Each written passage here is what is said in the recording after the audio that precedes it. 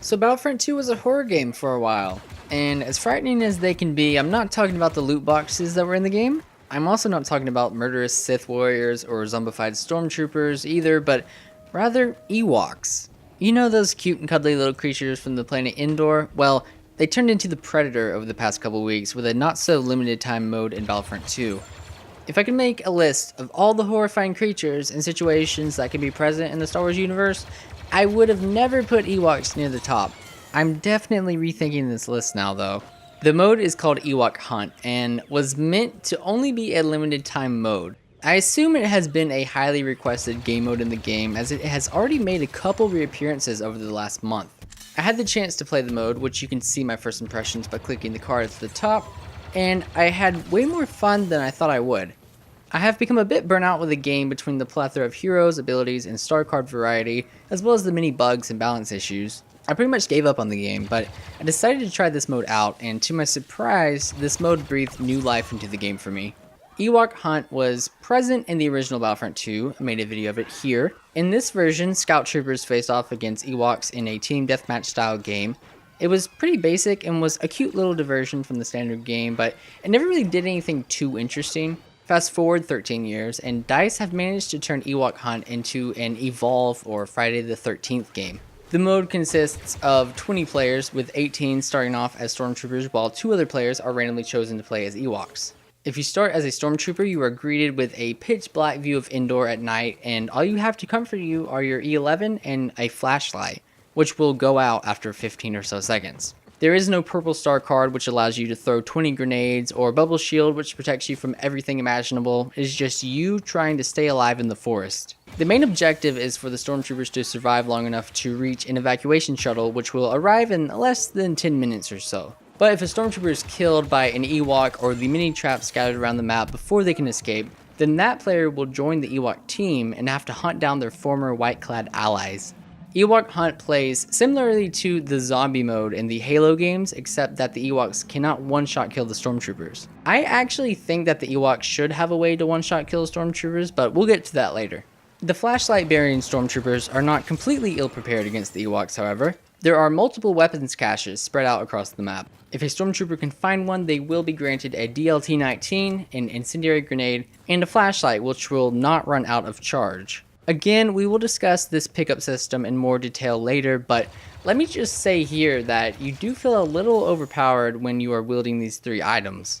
The Ewoks have also come prepared though, but this time they are not simply wielding spears and sharp rocks. The Ewoks use a spear as their weapon, but also have 3 abilities: Wisty's Pouch, Hunter's Instincts, and Valiant Horn. Wisty's Pouch is a throwable pouch containing a horde of fire sprites. These are pretty much stinging wasps that will seek out and attack any Stormtrooper within the radius of where the bag lands. Hunter's Instincts uses a heat signature technique to allow the Ewoks to see Stormtroopers from really long distances and can also track their footprints. And Valiant Horn grants the Ewok who uses it damage resistance and improves his attacks for a short amount of time. On top of these abilities, Ewoks can also see in the dark. I had a lot of really cool gameplay moments in this mode within the first few hours and days of this mode's existence.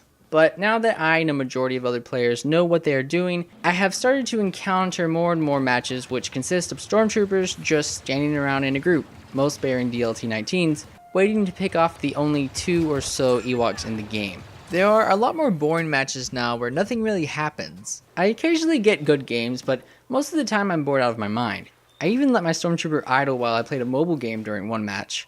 Because of this pacing problem, among others that we will get to in a second, I think that the mode needs a few changes to really perfect it. Keep in mind that these changes are just my personal opinion and aren't necessarily going to perfect the mode. These are all untested, but I feel confident that they could really help the mode play better. Let's start with the very beginning of the game. The game chooses 18 players to play as Stormtroopers, but only picks 2 to play as Ewoks. I found that for probably 90% of games that I played, I would start as a Stormtrooper. I wanted to play as an Ewok mainly because they are more fun to play as, but also because I wanted to learn their strategies. The main problem was that I would never start as one, and I was able to survive for a majority of the games as a stormtrooper, which kept me from being one of the cute and cuddly critters. In some of my last matches, I actually started killing myself with the traps just so that I could play as an Ewok. What is even worse is that you will get players who will leave the match if they get chosen as an Ewok. The game will not move a stormtrooper to the Ewok side even if the game hasn't started yet. So the match will consist of 18 stormtroopers hunting down one Ewok. It really feels unbalanced at the start and gives the stormtroopers plenty of time to prepare. I understand that this is probably intentional, but I think that the stormtroopers have way too much time to get kitted out before the Ewoks gain more forces. I think that each match should start off with at least 4 Ewoks versus 16 stormtroopers. I also think that if an Ewok player leaves before the game starts, a Stormtrooper player should be moved to the Ewok side, and the player who left should be penalized 5 minutes or so before he or she can join another match of Ewok Hunt. This will hopefully help balance teams out more and may even lead to players not feeling the need to leave if they start as an Ewok. Hopefully this will help the Ewoks to have a greater advantage. Having 4 Ewoks at the beginning will help to quickly thin out any stray Stormtroopers who don't use their heads to get to a more advantageous position at the start of the round. Speaking of troopers, I mentioned that the stormtroopers can pick up DLT-19s, a flashlight that's charged, never runs out, and an incendiary grenade that will recharge after 30 seconds or so after being thrown. I would like to see the DLT-19 be replaced by a slower firing weapon or a weaker one. As it stands, the DLT-19 can kill an Ewok in about 3 or so shots. The weapon can fire scores of shots before having to be reloaded. This can cause an Ewok to be killed simply because the player sprayed and prayed at an Ewok. Having a slower firing weapon akin to the starter E11 blaster, please no shotguns, will require more skill to kill a charging Ewok. This will also help troopers to not be able to spin around and practically one-shot an Ewok if they hear them right behind them. No 180 no scopes for stormtroopers. As for the flashlight, I do not think it should be infinite. Maybe the time it takes to run out could be doubled from the standard time. I think that having an infinite beam is too much of an advantage, which can not only help the player with the light, but also those around him or her. I think the upgraded beam should still have to be turned off for 5 to 10 seconds in order to recharge. And as for the incendiary grenade, I personally do not find it too easy to use or too easy to be killed by. It is a great way to cut off choke points, but it doesn't last for an obnoxiously long time. The long recharge rate also helps the weapon to not feel like it can be spammed either. I think the grenade can be left as is. For the kits in general, I personally feel that they are way too advantageous for the stormtroopers and are also too common to find on the map. These kits are pretty much right next to where you spawn. Sometimes there are even up to 3 in a really close vicinity, and if that wasn't easy enough to find, they also make a noise that you can hear from yards away.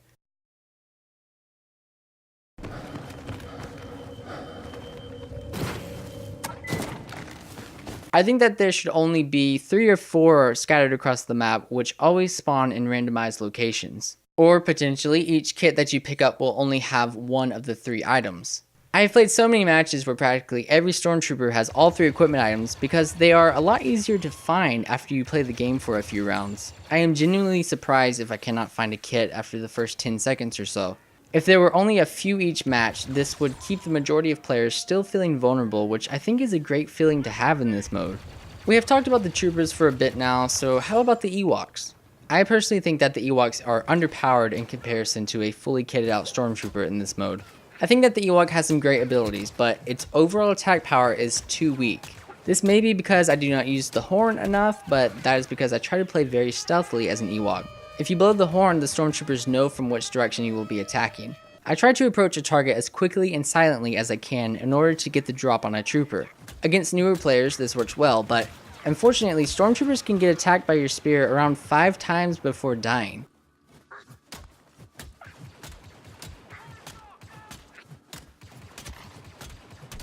What is worse is that the time between stabs is a couple seconds long, and what is even worse than that is that a trooper can easily roll out of the way of your attacks and turn around and blast you in the face.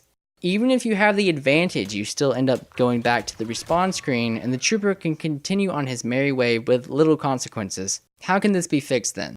The first thing that I want to see fixed, and this may be a bit controversial for some, is that I would love to see Ewoks have the ability to one-shot kill stormtroopers from behind. This would not be an ability or only when the horn is activated, but all the time. This would reward Ewok players for using their brains and flanking enemies, and it would punish Stormtrooper players for not watching their backs. I do not think an ability like this is too powerful since it is rare to actually pull off a stealth kill. But if you have the option to do this, then playing as a smarter Ewok would be much more rewarding. And like I said earlier, being a more cautious stormtrooper would be more interesting as well when you know that an Ewok can take you out in a fraction of a second if you aren't careful. Next up would be a bigger change that I doubt will be added, but I would love for there to be a clamber mechanic added, which allows Ewoks to climb up small obstacles. I have lost the pursuit of so many stormtroopers simply because I get stuck on a 1-foot high log or some other tiny obstacle that a stormtrooper can easily jump over. It is really annoying and happens very often. I do not want to see the Ewoks have a stupidly massive jump added like Bosk's jumping mechanic, but just the ability to clamber over a small object. This mechanic would be somewhat similar to the clamber mechanics in Battlefield 1 or Halo 5. I don't want to see Ewoks climbing massive trees, but if I can get over a stupid little route with this mechanic, then I think that would only be fair and make a lot of sense. Nothing too high, just heights that would make logical sense for their stature. This next suggestion goes back to the troopers, but I think that the combat roll for troopers should either be taken out or slowed in some way. If you are attacking a trooper either with your Whistys Pouch ability and especially up close with your spear, a trooper can simply roll away, turn around, and blast you in the face. The time to kill against an Ewok with the DLT-19 and even the E11 is so fast that you barely stand a chance if you get caught out in the open. So even if you manage to sneak up on a trooper and begin landing hits on him, the trooper can just roll away and kill you. The roll is so easy to use and covers a massive distance. The Ewoks simply cannot keep up. I think the roll needs to be looked at for this mode and maybe even taken out. It has saved my life way too many times as a trooper and has gotten me killed as the Ewok. Rolling is just a cheap move and shouldn't be allowed in this mode in my opinion. The traps are a great addition to the game as they can either critically injure a stormtrooper or even kill one if they are already injured.